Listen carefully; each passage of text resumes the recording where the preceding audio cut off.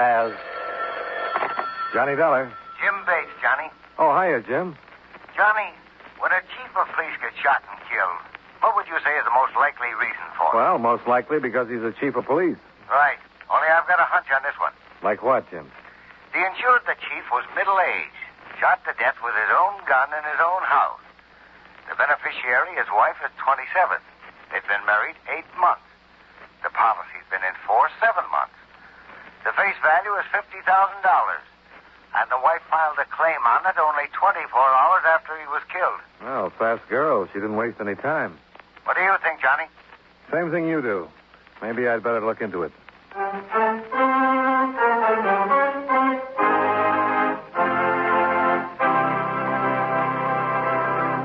How about taking a minute or so to talk about seals and fish that have some connection with the government of the United States? Now, that isn't as strange as it sounds. You take the matter of seals, for example. There are 2 types of seals that are the responsibility of the Secretary of State. First, there's the Great Seal of the United States, which is stamped on all official documents. The Secretary of State makes sure it's always on hand when it's needed. The other kind of seals he takes care of are the ones that swim in the ocean, since it's up to the Secretary to work out agreements with representatives of other countries and let them know how many seals can be caught in what is called international waters and when. The Secretary of State works out similar deals for the catching of fish and lobsters because these agreements are actually treaties. Before they can be put into effect, they have to be approved by 2/3 of the Senate. As a matter of fact, any time our government wants to work out a deal with a foreign country on trade, mutual assistance, fish, seals, or lobsters, it's done by treaty. And all treaties are signed by the President, though some of them aren't drawn up until after the Secretary of State has worked over the rough spots in order to pave the way for prompt ratification. So, just remember, the Secretary of State is a mighty important wheel in the machinery of your United States government.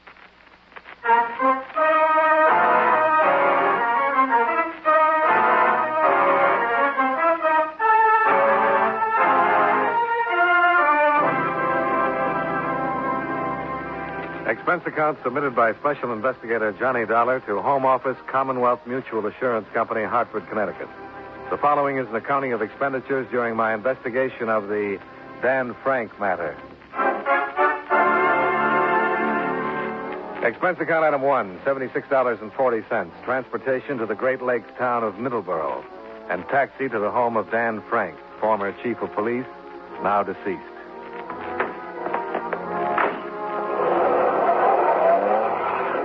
It was a rambling 2-story house, well-trimmed hedges, smooth lawn, quiet neighborhood, good place to live. And the last place you'd think of as a setting for murder. I was halfway up the walk when a man came out the front door, down the steps, and then stopped and waited for me, rocking on his heels. A copper. I can tell him a block away. You're a copper, right? Wrong. Private eye, maybe? Oh, you're getting warmer. Insurance investigator. Insurance. That's what I just asked her about, and she threw me out. Said I was drunk. She was right. I am.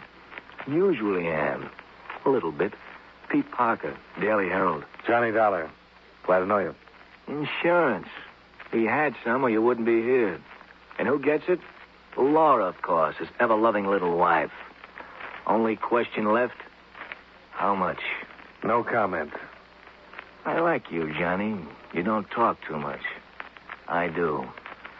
Let me give you a little advice. Watch yourself. Meaning what? This town, it looks sleepy, dead. Don't let it fool you. It's wide open. Rackets, everything. A guy could get hurt. What about Dan Frank? Was he in on these rackets? Johnny, the police chief here gets $6,000 a year. Take a look at that house. Go in and take a look at Laura. Even more expensive. Dan was in. He's out now, though. Be seeing you, Pete. Right, do that. I'm always around. Pete Parker, that drunk that works for the Herald. Ask anybody. Well,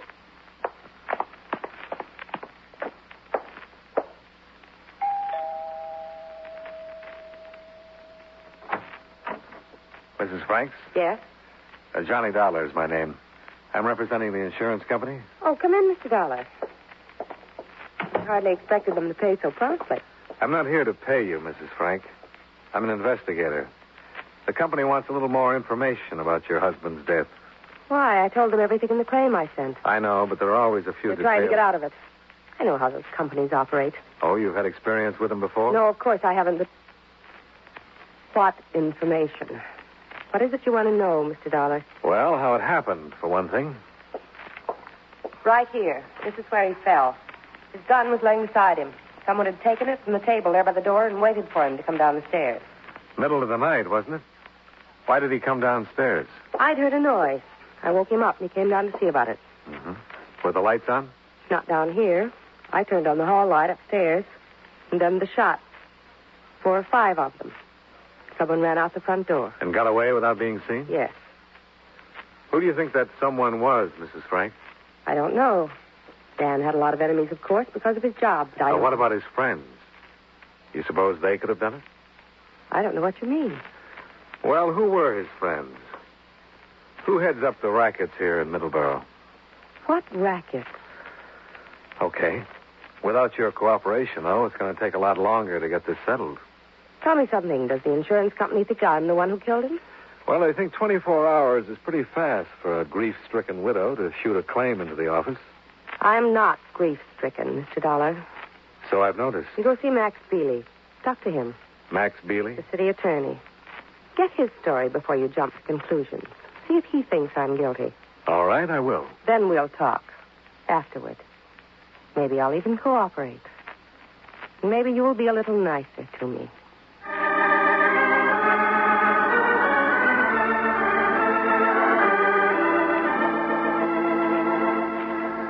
Sure, I'll tell you why she sent you to me. So I could tell you she didn't kill him. That she couldn't possibly have killed him. Why not, Mr. Bealey? Late at night, the two of them alone in the house. The chief shot with his own gun. That mysterious prowler story has been used before. Yeah, I know. But you're wrong about one thing. They weren't alone in the house. I was there. Oh? You see, Dan and I were leaving early in the morning on a fishing trip, so I was staying all night. I woke up and heard somebody in the hall outside my room. About the time I opened the door, Laura snapped on the hall lights. Just then, the shots blasted downstairs.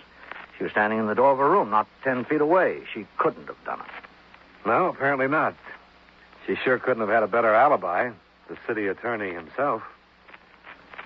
Were you and Dan Frank good friends, Mr. Bealey? No, we didn't have much use for each other. Well, then why were you... I know. I was spending the night in his house, and we were going fishing together.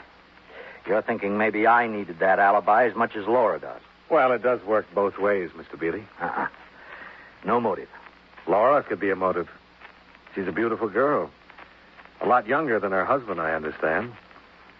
About your age, in fact. Again. I know her too well. Sure, she's a knockout, wild honeysuckle and a handful of stars, but inside there's a little cash register bell, and when you put money in, it rings real pretty. And when you don't, nothing. Dan found out. Is that why he got mixed up with the rackets here? Sure, he needed dough to... You do get around, don't you? Who told you there were any rackets here? Max, I wonder if you'd go over that... Oh, I'm sorry. I didn't know you... Oh, come on in, Commissioner. This is Johnny Dollar, insurance investigator. He's checking into Dan's killing. A terrible loss. Commissioner Corbett, Mr. Dollar. How do you do? How are you?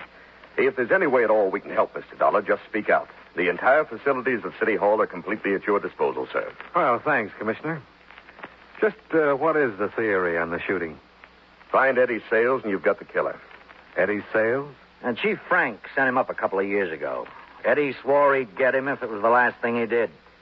Eddie was paroled last week. Seen here in town the morning before the killing. Hasn't been seen since. We've combed the town for a week. No luck. Well, it seems to add up.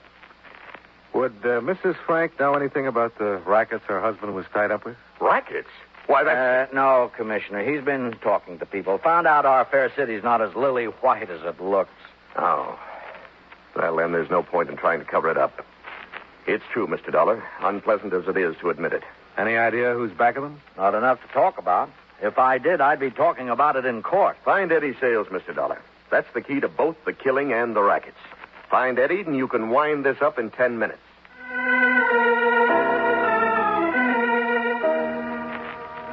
Expense account item 2, $1.50. Taxi from City Hall back to my hotel. I kept trying to make sense out of what I'd learned, but got nowhere. Everybody blamed Eddie Sales, the ex-con with a grudge. Only Eddie wasn't around.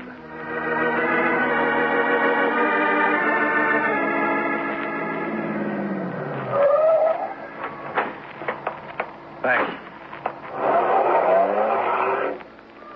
Well, I still wasn't any closer to an answer when I got out at the hotel. I watched the taxi pull away and then started across the walk toward the entrance. It was Laura Frank, parked at the curb a few yards away. I've been waiting for you, Johnny.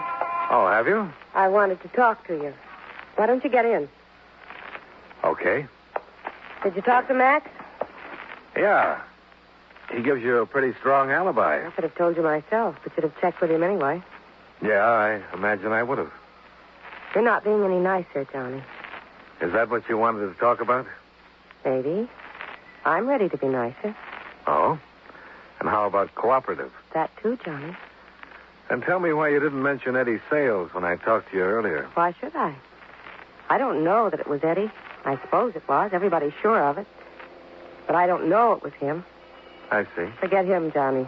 If the police can't find him when they know the town inside out, it's a cinch you're... Get down, quick.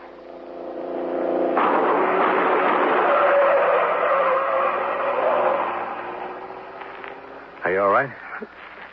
Yes, I guess I am. Why, Johnny? Why would they want to kill you? How do you know it was me they were shooting at? No. Something to think about, isn't it? Do you feel any more cooperative? I've got to get out of here, Johnny. I'll talk to you later. I've got to get out of here.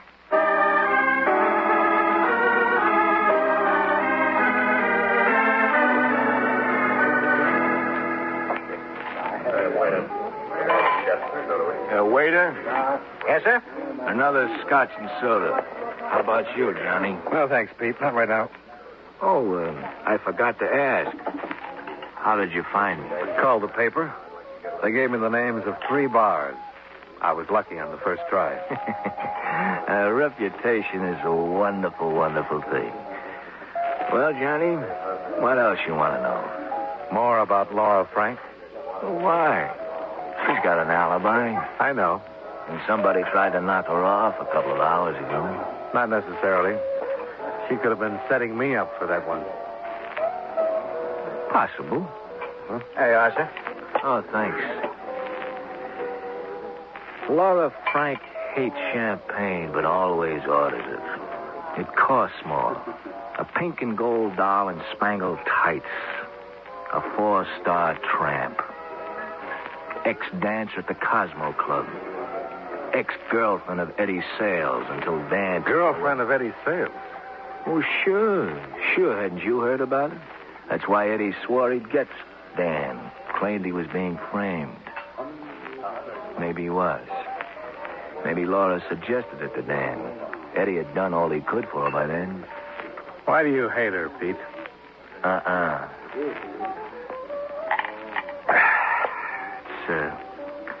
It's quite the contrary, Johnny. I'm in love with her. Always will be. She was my girl before she met Eddie Sales. Oh. Oh, waiter. It's a screwy case any way you look at it, Johnny. That gun, for instance. I guess you heard? No. What about it? Well, they found it lying beside Dan's body. His own gun. So, of course, they assumed he shot it out with the killer. It was 2 days before the lab woke up and realized he'd been shot with his own gun. Hadn't used it at all. Excuse me, Mr. Parker. There's a call for you. I'll plug the phone in here. Oh, thanks. Hey, Arthur. Pete Parker. What? Oh, yeah, sure, I'll cover it. Oh, yeah, right away. It's a 3-alarm fire, Johnny. Laura Frank's place. Flames 50 feet high. They can't get inside.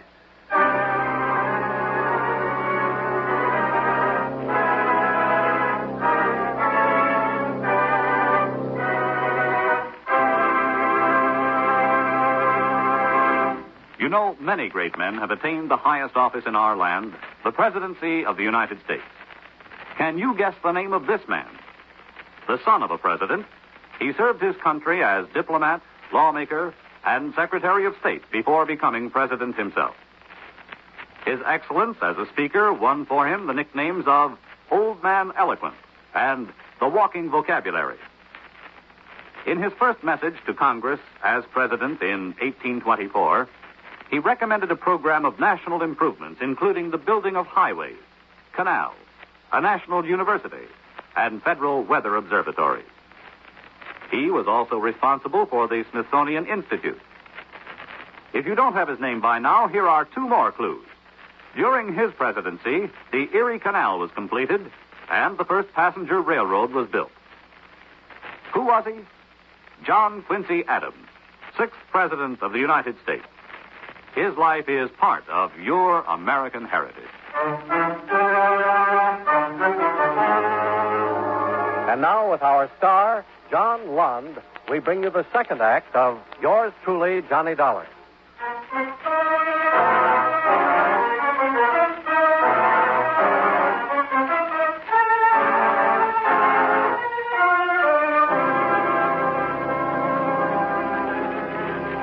Expense account item 3, $6.20.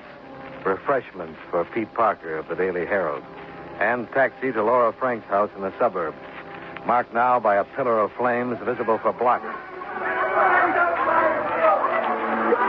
The whole outside shell of the house was blazing, and the firemen couldn't do much of anything but try to keep it from spreading and hold back the crowd that had collected on the street and lawn. It's terrible, Mr. Dollar. Simply terrible. A total loss. Yeah, it looks that way. And what about Laura, Commissioner? Where's Laura Frank? Oh, she's all right, Pete. Got out before it really caught. She's over there in the car with Max Bealey. Where? Oh, yeah. Well, we'll see you later, Commissioner. You coming, Pete? Yeah, right with you. A terrible thing. Just terrible. Pardon me, please. Come on, let us through, please. Pardon us, please. Come on. Johnny, you were right. It was me they were after, and now they've tried again. Yeah, it could be. Oh, hiya, Mr. Bealey. Well, another one for you, Mr. Dollar. The house is insured, too. Oh, it was awful. I came home and lay down on the sofa, and I guess I dropped off to sleep. I woke up with flames all around me. I was just lucky to get out. You've always been lucky, Laura. Pete, I can get along without any remarks from you. Sure you can, baby. You're getting along real fine. Too bad the car wasn't in the garage. Then all your assets would be converted to cash. Nice, green, bloody cash. Shut up, you drunken fool. Go away from here and leave me alone. Why? You can afford me now. Get out. Get out of here before I do Take it easy, both of you. I'm sorry. Lost my head. How do you figure, Mr. Dollar? I mean the fire. Eddie's sales? Well, it kind of looks that way. He got Dan Frank a week ago and came back and tried for Laura tonight. Where the devil's he been hiding out, though? I've gone over this town foot by foot. Hard to tell. That came from the house. Ammunition, maybe. The chief probably has some... There's somebody coming out by the cellar door. He's carrying a gun. Look, he's fallen on the ground. Come on. How can anybody come out of that alive?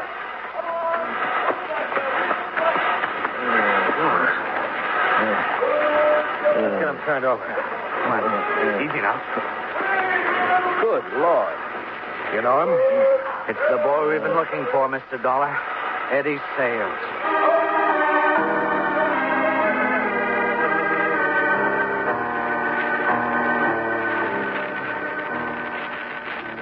Well, I don't know. I can't promise anything, gentlemen. That shot may bring him to for a few minutes, or it may not.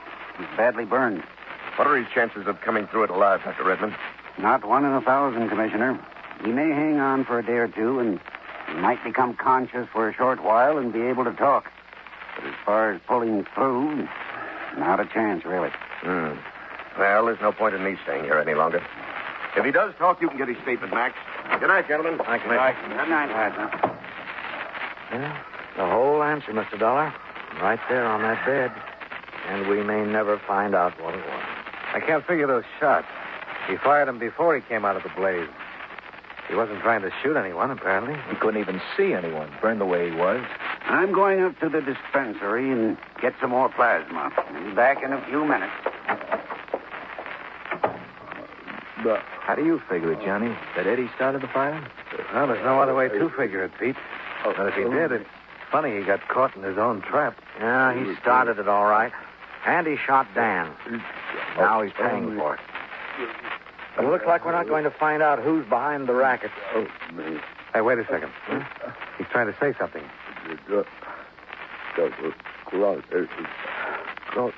Who double-crossed you, Eddie? Eddie, can you hear me? No. Well, he still can't make it. That may be as close as he'll ever come. I'll get it. Hello? Oh, yeah, just a second. To you, Mr. Dollar. Oh, thanks. Johnny Dollar. Me, Johnny. Oh? I've got to talk to you. Right away. All right, talk. Not on the phone, Johnny. I'm across the street from the hospital. It's an all-night lunchroom. Can you come over here? I guess so. Right away? Yeah, right away. So long. Pete. Yeah, Johnny. What is it? That was Laura. She wants me to meet her across the street. Stay here and keep an eye on things, will you, Pete? Sure, go ahead.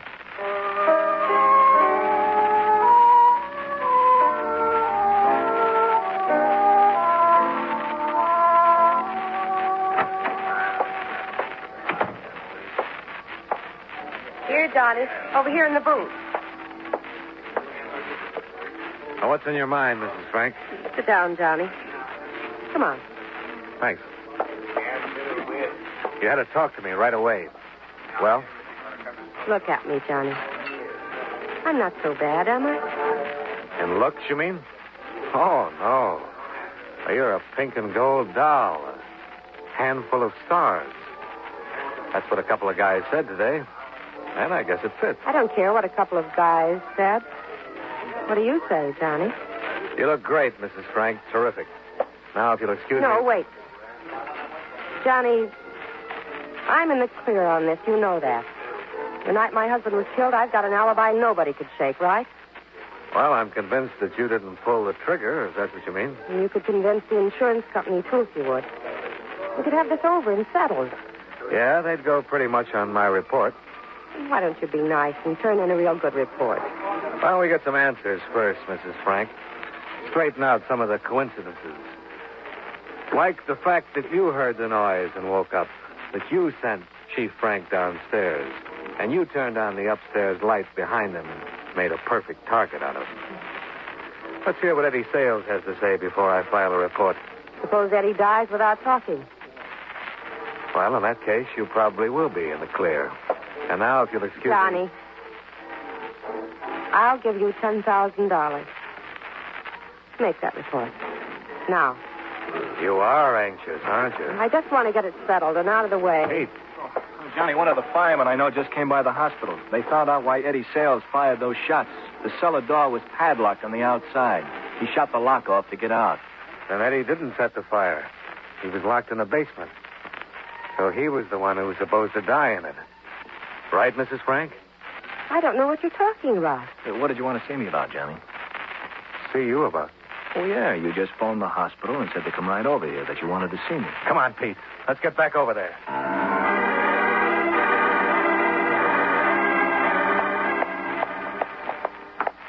That's why she wanted to talk to me. To get me away from that room. Oh, the elevator's coming down now.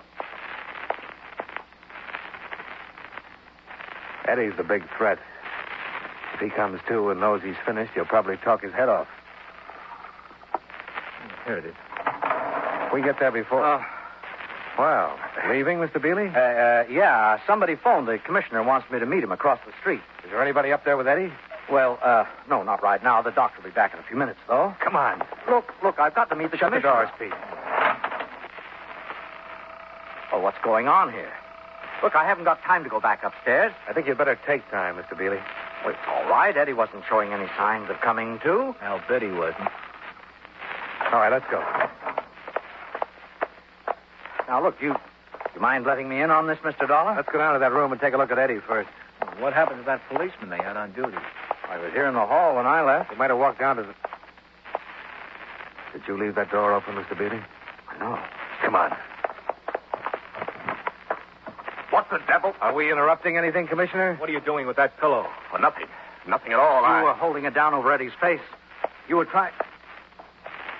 Dead. You smothered him. He was dead when I came in. I was just moving the pillow. Did you have to get us all out of the hospital and send the police guard away just to move a pillow? Mr. Dollar, surely you're not suggesting that... Well, I'm suggesting it. Corbett, I've known for a year that you were back of the rackets here, but I didn't have any way of proving it. Until now? Is that what you mean, Max? Hold it right where you are. That gun isn't your answer, Commissioner. There are 3 of us, and you can't get us all. Stay back, Dollar. Why did you have Dan Frank killed? He was one of your boys. I can tell you, Mr. Dollar. Dan was going to pull out, spill the whole business, give me names and facts. That was the reason for the fishing trip. Laura must have tipped off Corbett.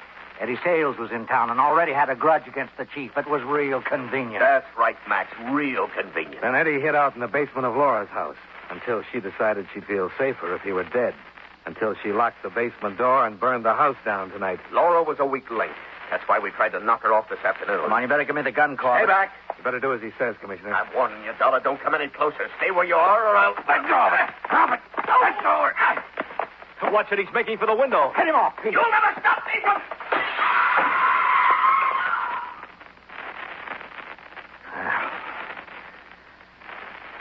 He got out of being prosecuted. We don't have any defendants left, Max. Laura. Eddie Sales is dead, Commissioner Corbett, and Dan, too. No witnesses and nobody to prosecute. He still has you, Mrs. Frank. Accomplice to murder. Johnny, no witnesses. She's right, Mr. Dollar. I couldn't build a case against her. With this, you can. With what? Well, she intended it to be an insurance claim, but it's actually a confession. All signed and witnessed. What are you talking about? It's all filled out with a complete story of what happened. It says, we found my husband's body at the foot of the stairs. He'd been shot and killed with his own gun. Mr. Dollar, I don't quite see what... This claim was in the main office of the insurance company less than 24 hours after Dan Frank was killed. But the police didn't find out he'd been shot with his own gun until 2 days later. How did you know it, Mrs. Frank?